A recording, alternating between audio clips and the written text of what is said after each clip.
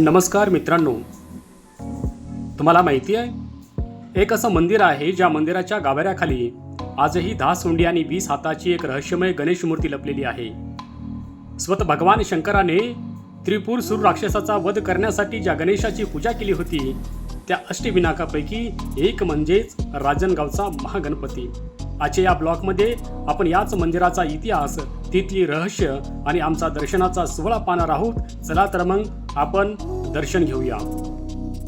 मित्रांनो, दर्शन घेतल्यानंतर आम्ही तिथल्या पुजाऱ्याशी संपर्क साधला आणि पुजाऱ्याच्या माहितीनुसार त्रिपुरासुर नावाच्या शक्तिशाली राक्षसाने स्वर्ग, पृथ्वी आणि पाताळ यांनी तिन्ही लोकांवर ताबा मिळवला होता। त्याचा या पराभव करणे कोणालाही शक्य नव्हते।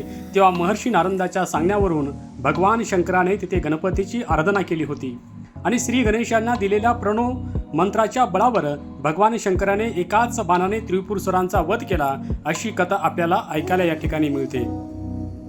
पाहू शकता मित्रांनो, आपण हे मंदिर अतिशय सुंदर आणि भव्य दिव्य मंदिर या ठिकाणी उभारलेलं आहे। खरं तर या मंदिराचा जो मूळचा इतिहास आहे तो इतिहास मित्रांनो 9व्या आणि 10व्या शतकाच्या अगोदरचा आहे। हे मंदिर खऱ्या अर्थानं हेमाडपंथी स्थापत्य शैलीत बांधलेलं आहे असे इतिहासकारांनी लिहून ठेवलेलं आहे।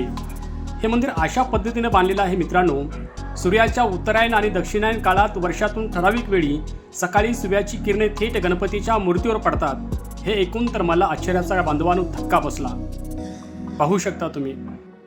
त्याचबरोबर मित्रांनो, रांजणगावचा जो मंदिराचा प्रवेशद्वार आहे तो प्रवेशद्वार भव्य आणि दिव्य आहे, ज्याच्या दोन्ही बाजूला जय आणि विजय यांची पहारेकरी असलेली दगडी पुतळे आम्हाला खऱ्या अर्थानं बघायला मिळतात।